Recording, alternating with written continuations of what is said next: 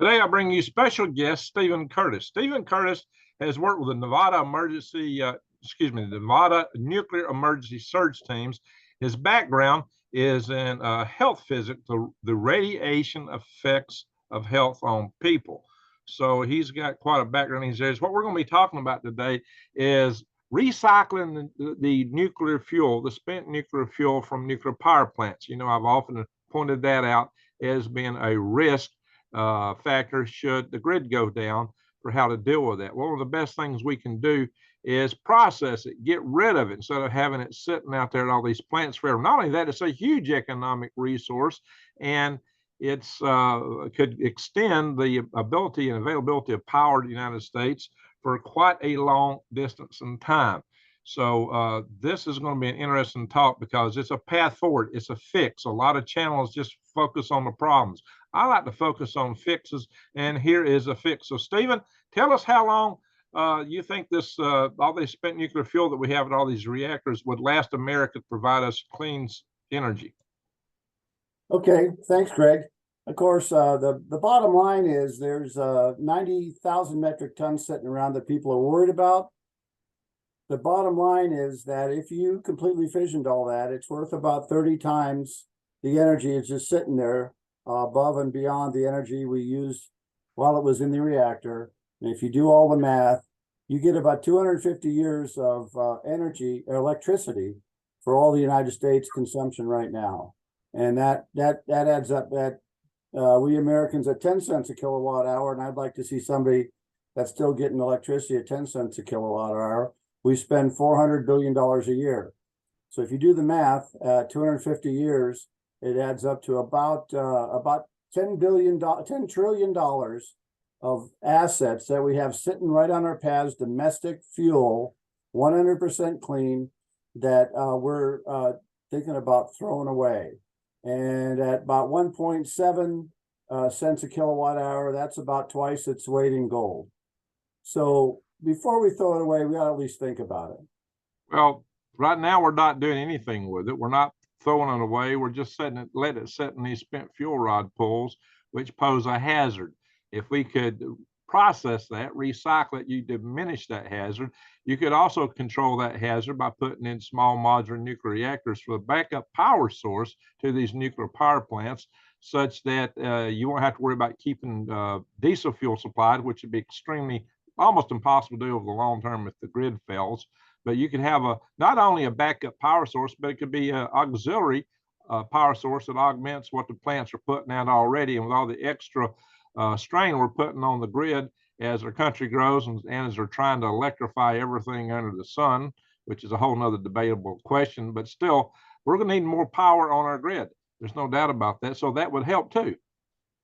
Absolutely. The nice thing about all this, Greg, is there are actually private industry companies that are privately capitalized that could do all this for us, that are existing companies right now with designs ready to go. And it's just a shame that we won't let these people go and compete on the open market. To me, it's a manifestation of government overreach. And if they would just get out of the business, get out of the government overreach, get out of business altogether, these companies could start producing these reactors, and we could really move a long way towards our clean energy goals. And the small modular reactors, the ones we have now are called light water reactors, and they're about a gigawatt of energy, which is enough for about 1 million homes. Probably in the United States, maybe closer to 800,000, but rule of thumb is 1 million. And so if we get these smaller ones and they go all the way down to one megawatt, you can build one. 5 megawatts, you can build one. So you can get a neighborhood with its own electric power source. And as we have discussed before, the real danger, one of the dangers of the grid is electromagnetic pulse. And we talked about the long wavelength that really amplifies on the long lines. And so if you start taking a look at microgrids powered by a small modular reactor, you have a much shorter run to get to everybody's house. And so that reduces that danger somewhat too. Small modular reactors are built underground, so that gives you some kind of a shielding feeling for it. And they're actually way safer than the light water reactors we have now. And so I'm really miffed at why people don't like them. But when we consider the recycling aspect of the spent fuel we have on every nuclear power reactor site right now, we really have an unlimited supply of energy at a very low price, because if you want to dispose of it, and you maybe have 100 years before we have new inventions in energy. We talked about that a little bit. There's smart people that are yet to be born that are going to figure some stuff out to where we're going to have better access to energy, some things we can't even imagine now. But maybe 100 years we'll need this. So we're going to have to burn electricity at 2.5 times the rate we're doing it now. So basically, we're going to have to encourage people to use more electricity for a cheaper price. Now, I don't know about you, but that appeals to a lot of people I know. Take a waste that we have to pay maybe $400 billion to get rid of, and then turn it into $10 trillion. That's $10 trillion at 1 cent a kilowatt hour. Into power, that's essentially too cheap to meter, that we could pay like we do long distance phone calling. I know 40 years ago, I never would have believed that I could buy one price a month for all the long distance phone calling I could do, but now I can. That's not out of the realm of possibility at all, using these reactors and this used nuclear fuel. But there's a lot of rich people that are already invested their money in wind and solar, and they have control all the subsidies that wind and solar is getting, and so it's going to be a hump to get over. But you got to ask yourself, Greg, are you in favor of the people having what they want, or are you in favor of having all the government rich people having what they want? And I'm in favor of the people. I want to see this get going. Well, that's good. So to recapitulate what you pointed out here, make it clear, what we're talking about is we're talking about taking a currently what's deemed a waste product that's hazardous, spending money to dispose it theoretically one day, which we've not come up with a sellable, politically viable plan to do that. But if we do bury it, it's going to cost a lot of money. If we leave it where it's at, it poses a risk or a hazard. But if you recycle this fuel, it becomes a gold mine. It's better than a gold mine because you don't have to go looking for it. You know where it's at. There's lots of it there, and it's worth a fortune as an energy resource if it's properly handled and processed. So we're talking $10 trillion in value. And that's probably undervalued because you're talking about that at a 1 cent a kilowatt hour, which everybody would love to have electricity at 1 cent a kilowatt hour again, and cut your power bills dramatically. But also, we're talking, it would open up desalination possibilities and all kind of possibilities for water and other stuff if our power was cheaper. But the idea that it might last us 250 years, and there's still uranium in the ground that can be extracted. It's just that it'd be extracted slower. But we have a lot of vested interest with the momentum of the industry that exists that doesn't want to change because the uranium miners don't want to be put out of business. The fuel processors, well, they could switch. But you've got, as you mentioned, the solar crowd. But, we're buying solar arrays from China where they're using slave labor and coal-fired power plants to produce them. And so the so-called carbon footprint looks highly questionable. But I'm seeing now reports that they're putting a lot of these in the desert in Arizona, California, and places where it's they've had these Joshua trees and other old long-term growth, small, what looks like bushes, but a lot of people don't realize there's a huge root network that's 10,000 years old that's actually alive. Most of the life in the desert's underground in that root network, and they'll die and release so much carbon into the atmosphere from their death that you're not only destroying a long-term ecosystem, but you're releasing more carbon than you're saving. They actually are carbon negative. Those solar arrays in the desert are carbon negative. It's a farce. So for 25 years of a life of a solar panel, which you're lucky if you get that, you are destroying a lot of the biomass in the ground. You're getting rid of a 10,000 year ecosystem and releasing more. The whole putting solar arrays in the desert just sounds nuts. And the current windmills are highly dubious too with what they do to bird strikes. I got some connections into an alternate windmill concept that'll improve that dramatically.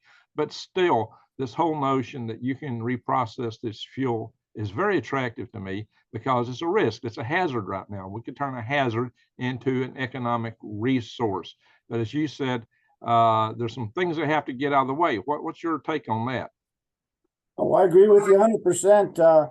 I'll put a little bit of my philosophy in here, which is that if we have competition, and this has been proven out many times in the United States, we get a lot better consumer products out of it, and we get a lot cheaper prices for our people. And right now, your electricity is being sold to you by monopolies, which I'd like to clear that up.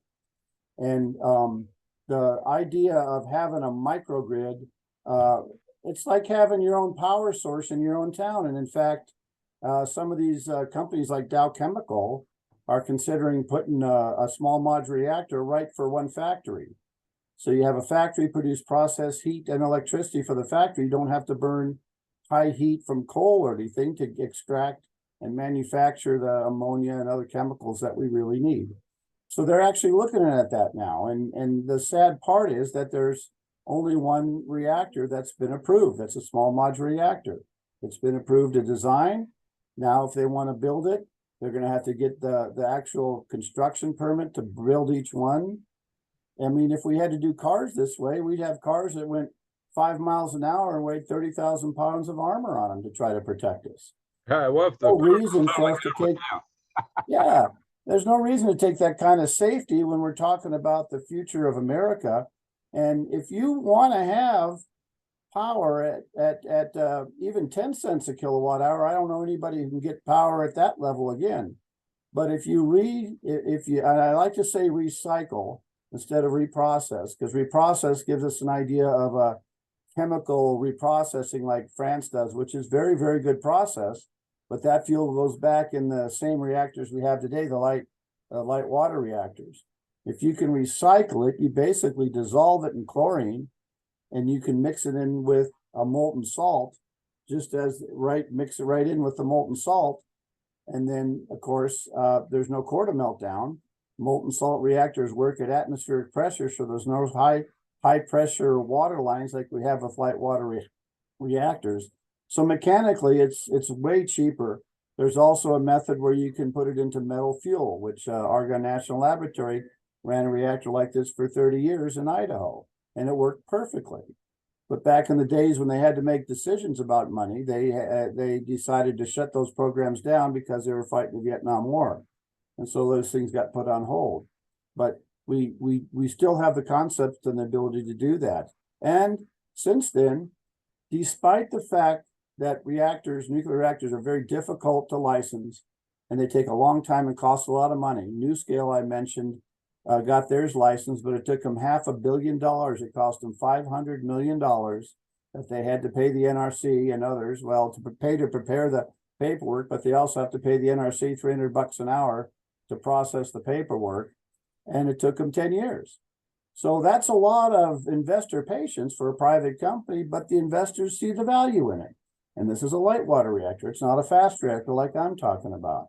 We're talking about Bill Gates now. The government gave him $2 billion to develop his. And he says now he's got to be delayed because he needs a special kind of fuel that they don't make now. Well, our used nuclear fuel is sitting on the sites ready to go. We just got to dissolve it, turn it into chlorine, and run it through the system. And there's very little reason that I can see why we can't do this. I've never had anybody tell me why we can't outside of a political realm. Now, a lot of my colleagues in the American Nuclear Society want this to be buried, want this spent fuel to be buried. They say that uranium is very cheap and available, but guess what? Now we have our war with Ukraine, and the Russians have shut down all our supply of it.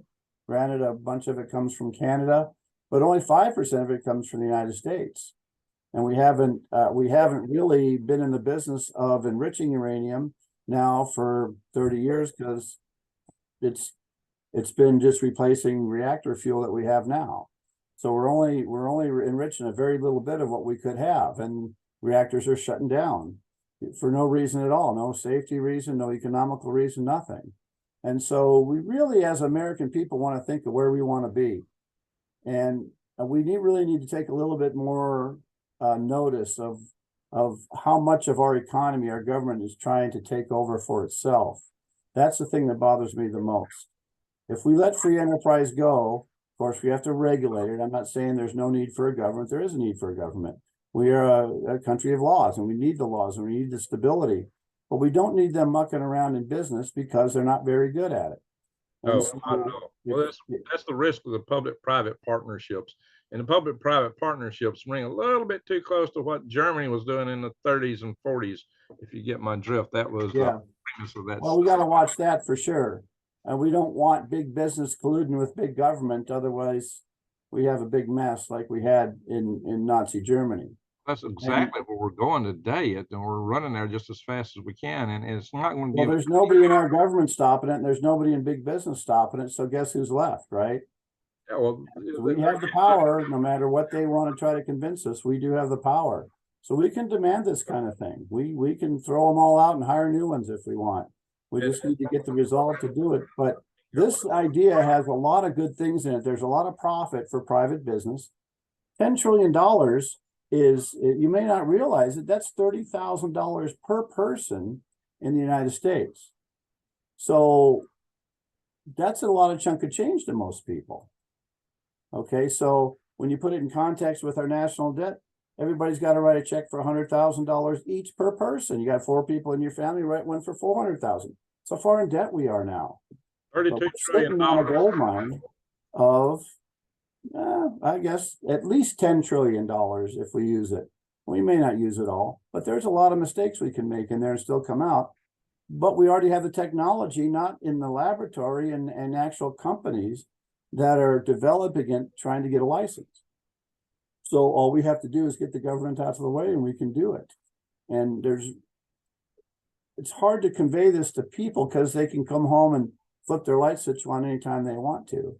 And the lights come on, and that's hard to convince them that there's any kind of danger. So maybe they want to wait till all the power goes out for a month and see if they want to try to start fixing it there. But maybe it is a long-term solution. Everything you're coming up with is a long-term solution. So if you throw that in the toilet because you don't like long-term solutions, when are you going to start all over again?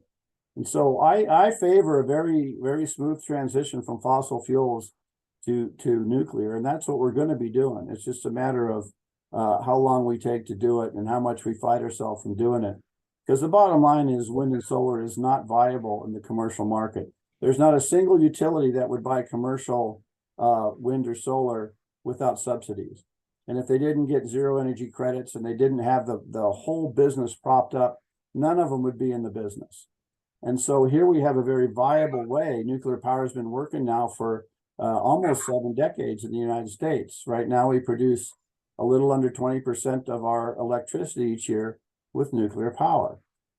Even though we had a peak of 104 reactors, now we're down to 92. They keep closing reactors way before their rated time. It's like throwing away your car with a 5-year warranty at 2.5 years. Nobody would do that, but the federal government.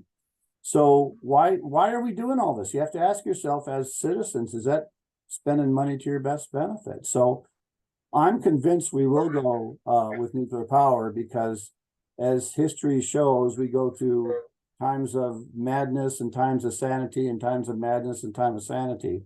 And so we have the infrastructure all set up for it now. We just have to now get back to the leadership that could do it.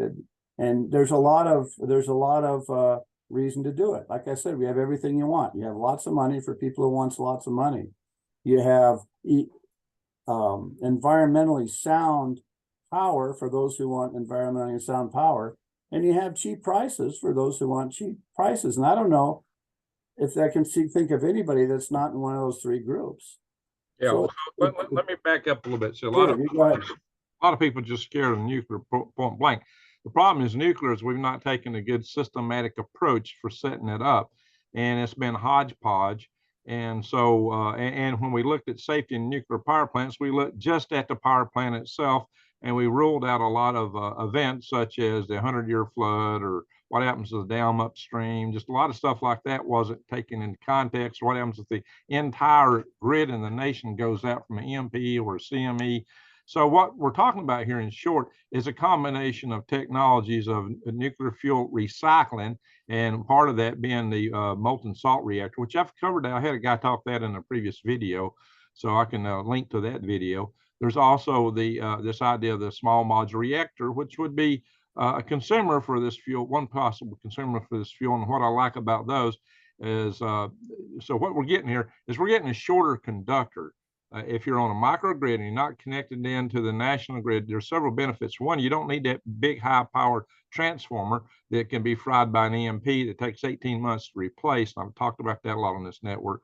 So if you get that out of the equation, if you're not as worried about the spent fuel nuclear rods because of two things. One, you're reprocessing, you're recycling that fuel, so it's going to be going down. And two, you're going to have that small modular nuclear reactor to provide the backup power that can't as adequately be done from diesel generators like we currently do it, because the diesel generators have to have fuel and operating infrastructure to keep them refueled.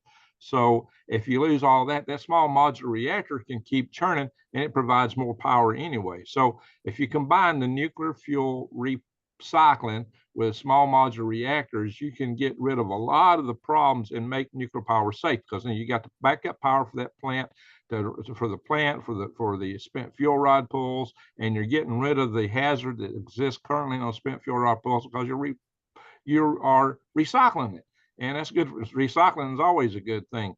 So we can take care of multiple birds with one stone. Technologically, as you pointed out, the technology is there. Most of the infrastructure is there. It's a matter of political willpower. Yeah, it's a little more than political willpower, because really there's too much political willpower. Yeah. So they've been guiding the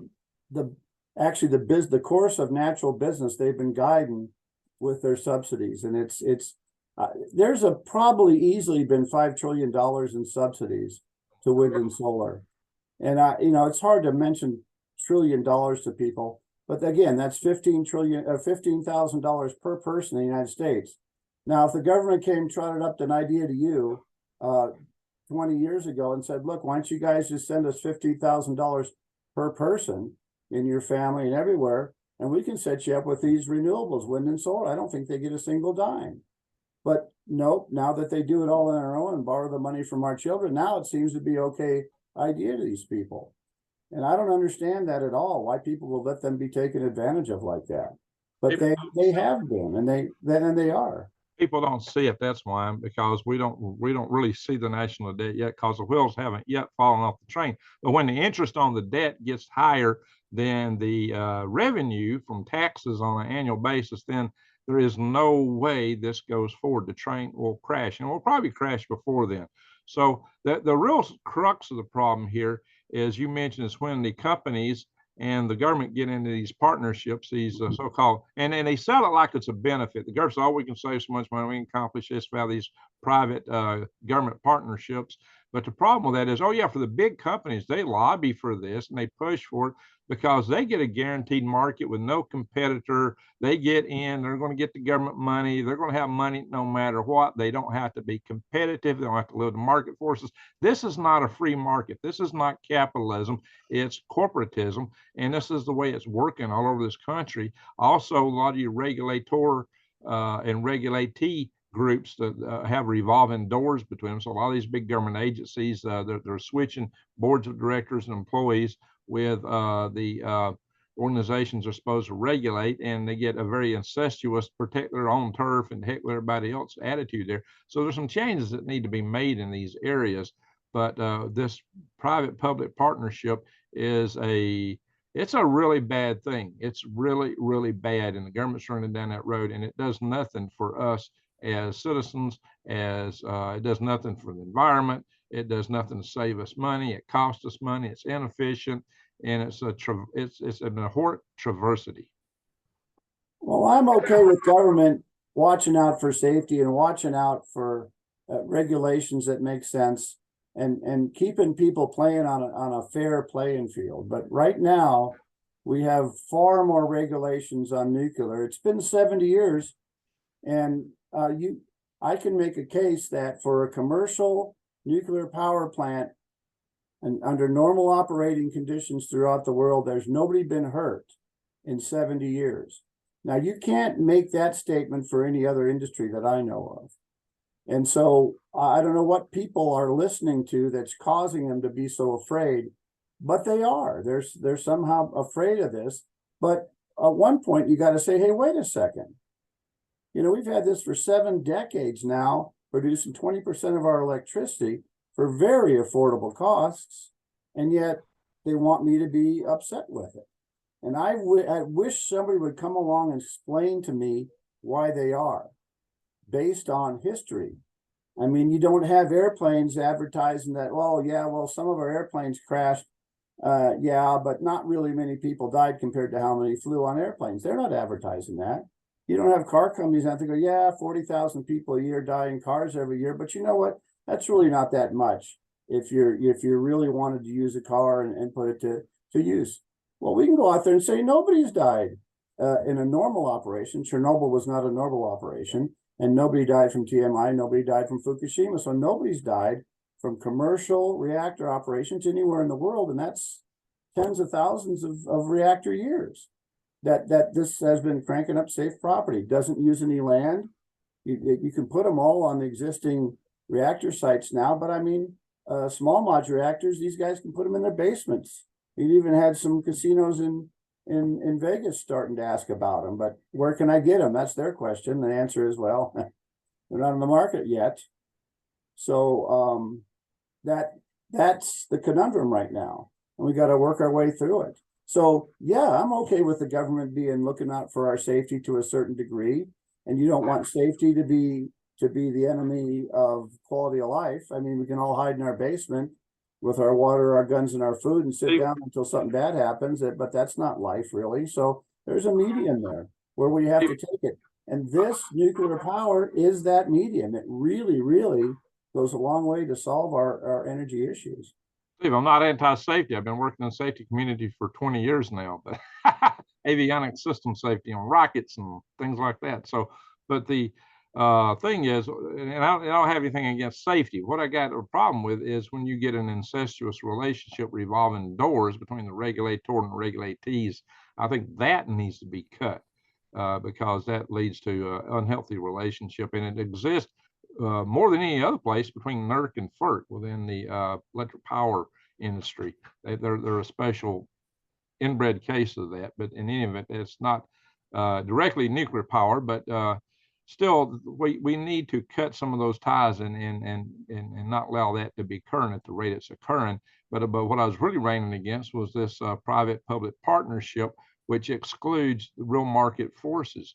Now, what you've told me and what you told us on our teleconference Friday was that turn the private industry loose, and if they were turned loose, they could go in and capitalize on this and start reprocessing this fuel because it's worth a fortune.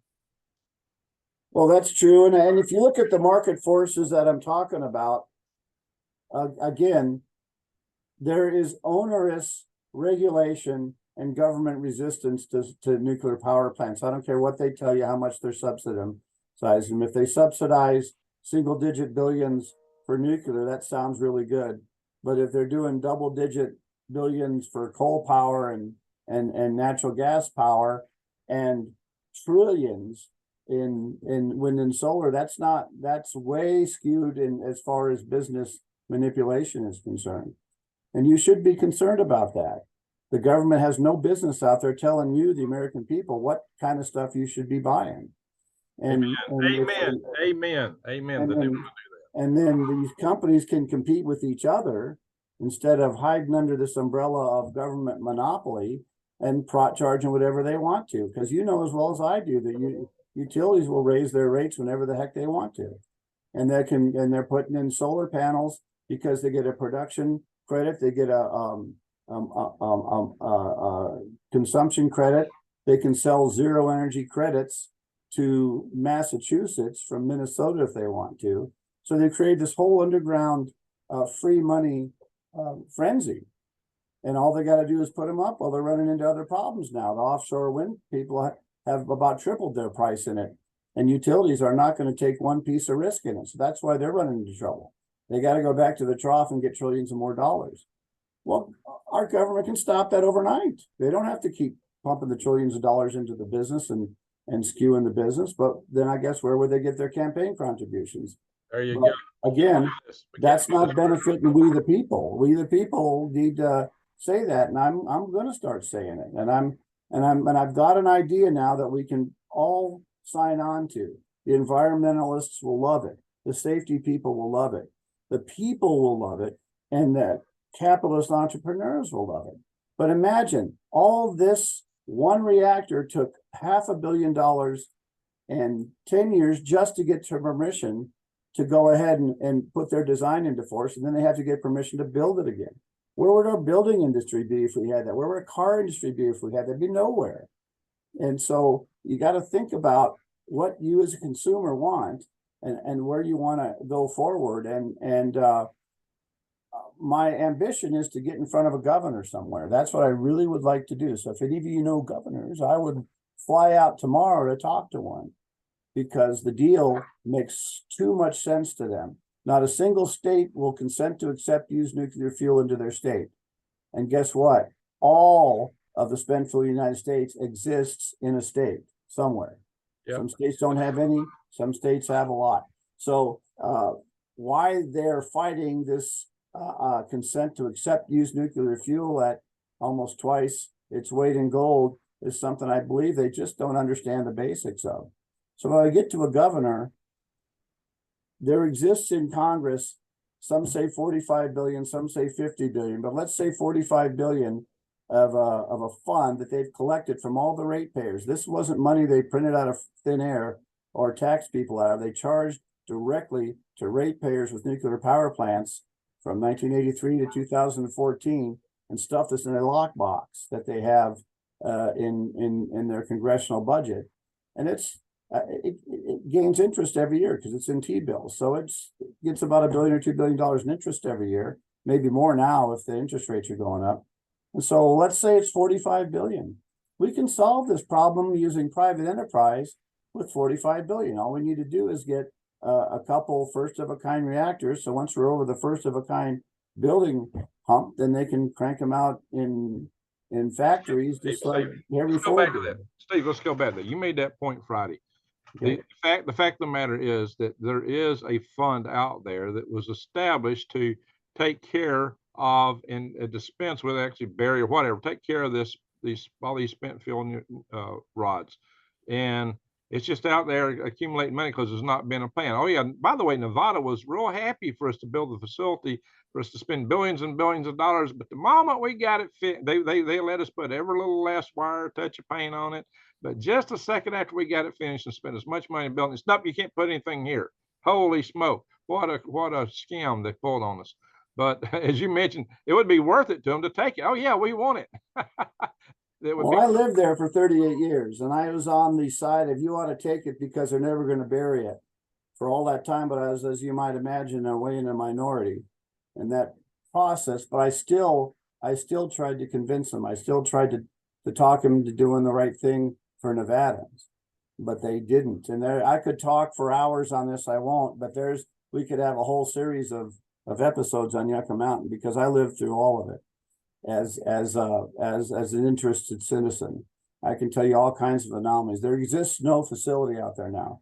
So they spent something on the order of $15 billion out there to study rocks. This rock that's out there is the most studied rock in the universe. And they have dozens and dozens and piles, and I don't know, you can imagine how many pages of information they have bought and paid for on this rock out there. All they have constructed is a 2-mile hole. They dug a 2-mile hole with a tunnel boring machine. What the idea was to go down after that. But by the time Obama stopped it at Harry Reid's bequest in 2010, and that, you talk about some horse trading, there's some horse trading going on there, that they finally killed it, not by legal methods. The law is still on the books. They never bothered to change the law, but they killed it with financial methods. They just didn't fund it anymore. So technically, it's still a law that's waiting to be enforced. Now, until they come up with a better idea, that money sits there because nobody has a better idea for it now. Nobody knows where they're going to bury it because nobody else wants it. They have an idea to put 2 interim storage facilities, one in New Mexico, one in Texas, and both of them are fighting it just as hard as Nevada fought the repository.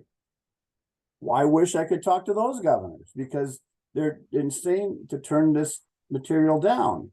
But they're afraid, rightfully so, that if they get a 40-year temporary interim facility and the government doesn't come up with a permanent facility, then that's not going to move out of their state. So that they're just worried about getting lied to like Nevada got, like they lied to the people by taking all this money that they could find a solution. They haven't found a solution. And I don't think New Mexico and Texas trust them anymore and throw them either. So they're not letting that interim facility proceed, even though NRC has approved the design to go forward. NRC, like a rocket, approved there's a new fuel that Gates's fast reactor needs. It's called HALEU, high assay low enriched uranium, that we don't make and Russia won't give us anymore or won't sell us anymore. So we got to find a way to make that in our country. And so you have to have this accelerated process to get it going. Well, the approval of NRC was almost overnight for that facility. Remember, NuScale had to wait 7 to 10 years to get theirs. Overnight, they approved this enriching facility for HALEU because guess what? Bill Gates needs it. So there's a lot of weird stuff going on that doesn't match science and fair regulation that you got to really question. But the point is, no state will consent to accept it. The first state that consents to accept it can tap into this fund for a solution. All they need is a solution. They don't have to implement the solution. They have to just come up with a solution. Now, the government wants to charge these the utility companies again for, once they have a solution, to charge them back again this money and get this money flowing back into the coffers. The truth is, they don't need that money to make this solution if they turn it over to private enterprise. They can't, this public-private partnership you mentioned can't happen because they have to just give the money to the private enterprises to solve the problem. That's what they have to do. And when it gets done, they'll do it very much cheaper than people think today because there's a profit incentive for them to do it. And there's a huge incentive for the governor who decides that they'll consent to accept this used nuclear fuel if they promise to recycle this in fast reactors. And that's something that a governor could declare today. And you talk about states' rights and tromping all over individual rights. That could turn this whole issue overnight because the federal government has shown they cannot do it. I don't think they've, to my mind, and I wish somebody would correct me, I can't think of anything the government undertook since they came back from the moon in '69 that really has been successful. I haven't seen any of it. It hasn't been transmitted even into private enterprise in any meaningful way. So let's go back to what works. That's what I'm saying. And here is a concept that it's almost a no-brainer. All they have to do is get out of the way. It should be simple. And so that's why I wish people would debate me on this and bring these issues up to me, but I haven't found anybody who wants to yet. They want to just make statements and no, that stuff's all too unsafe and walk away. And so that's what we're up against. Steve, let's formulate some concrete actions. What do you think could be done right now to start moving the ball down this road? One would be get to a governor. What could be done at the federal level? If people wanted to contact their Congress critters and say, hey, you need to do something, what would you tell them to tell them? First of all, I wouldn't waste my time on the federal government. We've gotten way too dependent on the federal government to do all this stuff for us. I want to get in touch with the governor. And the plan for a governor to come up with this idea, and it would work because there's no other solution for it, and they're only talking about a solution now. They haven't even planned to get a solution. So what I tell a governor, as I said, first of all, the stuff's worth $10 trillion at 1 cent a kilowatt hour. You want this in your state, okay? It's very, very safely maintained now, and despite what people think, the Navy transports this stuff on the road all the time, 100% safely. So all these things that they're worried about might happen, has already been going on for 6 or 7 decades with a high degree of safety. Nobody's been hurt. So all these safety issues go out the window when you look at the history of safety, which is what we should be looking at. So, hey, Governor, you agree, you consent to accept use nuclear fuel. No other state has consented that. In return, you get a national lab that is optimized for tech transfer. We have 19 national labs that do all basic research, and very, very little of it gets to private enterprise. Well, if you had a national laboratory that was optimized for taking all that technology and moving it out into the private enterprise, that'd be a huge boost for our economy. Really, really highly beneficial to future endeavors, because companies don't want to do basic research. They like the basic research to be done in the national labs, but there's a trickle that's coming out that's getting back out into the private enterprise. And then you design an industrial park for clean energy, and you co-locate that with the national laboratory. You get a program management office to set this all up for the governor, and that would have to be privately funded, which, I mean, I think you can do it for 10 million over a couple of years, but everybody's telling me if you add lawyers and lobbyists and all that other stuff, you need about 40 million. Well, that's chump change to some of these people in this country, right? They find 40 million in the couch covers. So of it goes to once lawyers. the governor said, I'll consent to accept this under these conditions, there should be no problem finding investors. And while you're asking, you might as well keep asking, right? You want to ask for microgrid research. You want to ask for national grid research. You want to ask for 100 million a year for your universities to develop nuclear engineering programs, and for your community college to develop technology programs, because nobody in the country makes more money than the technical operators of nuclear power plants. That's the highest paid job of any technician in the country right now. And so those jobs are highly prized, and you could have an instant middle class with just technicians. I mean, high middle class. Those guys are making 120,000 a year because they're so highly skilled. And so you don't need all engineers and scientists and everything. You need a lot of operators. So let's get that going. Let's get that education part going. So the microgrid research, the national grid research, and you want the military applied engineering and technology. Okay. So once they get these reactor goings, you want to bring them to your state to make sure they work. And then you want your state's military to have the first ones, okay? And they're going.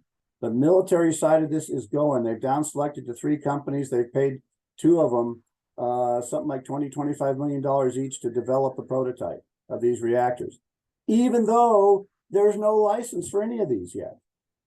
But I'm sure if the Department of Defense wants to get one, I bet the license happens pretty quick. So they're down that road. They've picked the first base for it, and they're ready to get these installed on military bases, because they're afraid of the national grid failing. They want the wind and solar is not doing anything for them as far as strategic power on all the time. So they want a small modular reactor to power their base. So they're going to make what they call islands of power or microgrids on their bases, and those are going to happen first, and maybe that'll pull the rest of us into it. But if we had one governor and one state that wanted to really rattle a change and get some control back in the states, he'd do it. But it has to be privately run. It has to be run by private industry through a privately funded organization. You can use all the money you want from the federal government that comes through to pay for it, but you can't let the federal government or the state government run it. It has to be run by private enterprise based on a private enterprise system. And if you levelize this playing field in this country for power, with no subsidies and equal regulations to the level of safety for everything, nuclear blows everybody else off the map. And I think that's what they're afraid of. Nuclear power is so all-encompassingly smart and economical and safe that they're worried about that happening. But they shouldn't be worried, Greg, because this will happen over generations. It'll happen over a couple generations. We're not going to lay off all these people in coal plants tomorrow. In fact, that's the idea of Gates going to Wyoming, is they want to put this where a coal plant is and keep these people employed. Well, like you said, well, we'll not only put them on nuclear power plants, we'll start putting them on coal plant arenas. So the people over 2 generations, I mean, your grandkid, you're not worried about what your grandkids are going to be doing when they grow up yet. You know, you're worried about what you're doing when you grow up yet. So as this transitions slowly, it's not going to disrupt any of these rice bowls we have now. But I think they're really afraid of losing control through the government on this stuff. But we got to really force it. This plan could do it. A governor would endorse this plan, it would do it. And I could show them how. And I really am not looking for a career. I just want to make this happen. I like a multi-pronged attach. Yeah, I've got listeners from many states. Maybe some of those go talk to governors. Small states, have less population per governor ratio. When I was in Alaska, I could actually talk to the governor, and I did. So the whole lot, so some of these small states, the heads of state are a whole lot easier to get to. Same thing is true. Some of your, I got a brother-in-law who's in direct contact with the president of Kenya. So, so when you're a country that's got a smaller population, or a state's got a smaller population, it's a lot easier to get a hold of the elected officials. Yes. So those states might be a good target for some of this.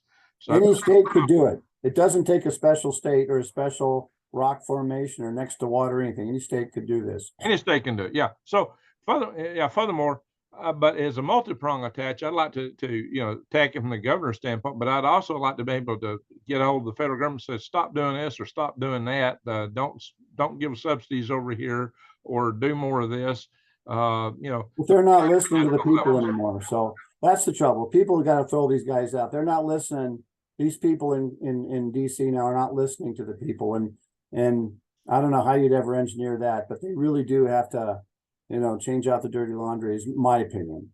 But that'll all come in due course as things get worse under this regime. It'll start getting better. It always does. It gets worse to a point where people can't stand it anymore, and then it starts getting better. But this is an idea a government could implement now. This is an idea people could get behind right now. And it doesn't matter whether I'm the guy doing it or somebody else, but it can't get bogged down in either state, local, or federal government operations. It has to be run by private enterprise on a competitive basis. And it could change the face of our grandkids' energy. Well, not my grandkids, but my grandkids' energy posture in 50, 60 years. And I'll just say it right out. We're going to have fossil fuels for 50 or 60 years. I see no way to keep power on in the current situation. There's not enough money in the treasury, not enough money that they can borrow from our grandkids even to actually implement a 100% wind solar operation like they want to do. They want hydrogen now, and that's fine, but it doesn't pencil out economically compared to other energies either. So the way you socialize new ideas is you start introducing them into the market and see what works and see what doesn't. And maybe if they want to beneficially cost out clean energy, fine, but beneficially cost out all clean energy. Don't pick a certain sector and support it. So if you want to have the safety, make safety regulations that apply to everybody equally. If you want to have environmental restrictions, have them standards that apply to everybody equally. So that's the place that we have to be in. And I'm saying I don't want to do away with all of government. That's not what I'm saying. I think there's a place for government, but only by doing what is good for we the people, not by convincing the people what they're doing is good for them. And this is the plan that could do it. Like I said, it has trillions of dollars of profit embedded into it. It's already there. It has environmental written all over it. We don't have to take 100,000 acre swaths of land to get a gigawatt reactor going. It could fit on existing land we already have. And it actually benefits the people, the consumer, and it has a huge power to move competition into the electricity retail market. So we're going to fight. It's going to be a lot of fight on this because people are going to try to stop it. If it gets to be viable, there's people that are going to want to keep the way things are because that's where their investments and their wealth base is. But America moves along and proceeds, and some companies go out of business. A buggy whip business had to suffer because the cars came along. I mean, it's all that stuff happens, and this has happened in energy too. But over 2 generations, if you transition it, it's not going to put anybody out of work. It's not going to ruin anybody's fortune, but it will if we keeps taking $15,000 per person in the United States to maneuver a market. It just doesn't make sense to me. Well, with a $10 trillion gold mine, even the solar companies could buy into it and transition that way. So anybody can make money at this. Anybody can make money. I don't care who you are, where you, if you take it on and get a piece of it. So to be so locked into one mindset is stupid. You know, that's not even good free enterprise. It's not good capitalism just to get your mind locked around one thing only when there's other opportunities. Why you want to ignore an opportunity that's better than the one you're sitting on? So that's the power of free competition. A lot of people have lost sight of that, and their kids today have been taught that socialism and big government's the answer to everything, and the only thing it's an answer to is poverty, because nothing works as efficiently. Anyway, all right, I think we've done enough damage to this. I do have a website, the Freedom Restoration Foundation. It's got an Action Center page where you can go through and contact your various Congress critters to raise some cane with them, and they need it. And I have had effectivity doing that when I was chairman of the policy committee of the National Space Society. I've had huge effectivity in changing national space policy on a number of matters. So I do believe it can be done, but you just got to work it, and then you got to, you got to work as a collective voice when you can. But we were small organizations doing this, and we've had some huge changes. So that's why I was asking what could be done at the other level. So we'll look at this more down the road. But just to recapitulate for everybody to get the essence of what was said here. One, first and foremost, there's a way to make this work. Right now, we're not there. But if you take and recycle the spent fuel at the nuclear power plants, not only are you getting rid of a hazard, you create a huge economic opportunity to give us energy for up to 250 years just from that stuff alone. And if you combine that with the small modular reactors at the nuclear power plants, you've increased the safety for backup power. So and by having the small modular reactors, you reduced the conductor sizes needed to power whatever local consumer there is. The E3 waveform, the solar coronal mass ejection puts out, which will get us eventually, sooner or later, it is picked up by long conductors, long power lines, rail lines, and pipelines. A regional or a small local grid is not going to be as susceptible to it, nor are you going to need those high-powered transformers that are at huge risk from those things being fried. And it takes 18 months to get them on your loading dock after you order them if you have the infrastructure to order it with. So now, the whole way we're set up today, it creates a lot of risk, but this risk can be taken care of in a very profitable manner. But we've got to shake the tree to wake people up, and also to kind of knock out some of the nepotism that exists in it today. Well, that's family oriented, but it's almost the same with some of these industries and the government, the way they have intertwined themselves together. So we need to shake this tree. We need to change things, and we need to be proactive about it. This can be done. Again, if anybody knows a governor that you can get in the ear of, this might be a good time to start talking with them. Share this video with other people, because you might just share it with somebody who can make a difference. So share this video wide, send it to your friends or acquaintances, put it on social media. Somebody that might can take this to a governor might see it. So anyway, Steve, I appreciate it, and we'll have to pick this up later and delve in some more. You got PowerPoint presentations and a lot of angles on this we could talk about in the future. So I want to thank you for coming here and for being on my show today. And I want to thank everybody for watching. Just remember, share this stuff, get it out there. Subscribe to my channel, bang the notification bell, and click all. And check out some of my links below to help my channel. You know, I've got various affiliate marketing links, like if you're worried about the economy and the trials, that check out Defy the Grid, where you can buy gold backs. It's not gold back currency. It actually is gold. Have you seen these, Steve? They're bills. That's 1,000th Detroit. You can put it in your wallet, and it's already in a form that's it cost me $3 and some change to buy. So I could go buy a loaf of bread with it. I can't do that with gold bar. But this is not gold back. It is gold. I love it.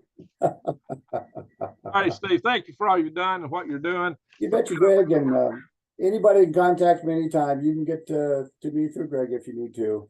And I'm happy to talk about it. I'm especially happy to talk about anybody who has any idea why this couldn't work or why it shouldn't work or what's bad about it. I'd love to debate somebody like that and talk to them. I haven't had anybody tell me why, except political rice bowls, why this wouldn't work. So, yeah. You want your email or some link to be listed in the show notes where people can see it? I don't have, well, I can give my link if you want it right now. I don't have it up there. Just email it to me. Email it to me. You can put it up there if you want to. Yeah, sure. Okay. All right, folks. Thank y'all for watching. With that, I'm going to say, Greg out. Thanks, Greg. Thank you.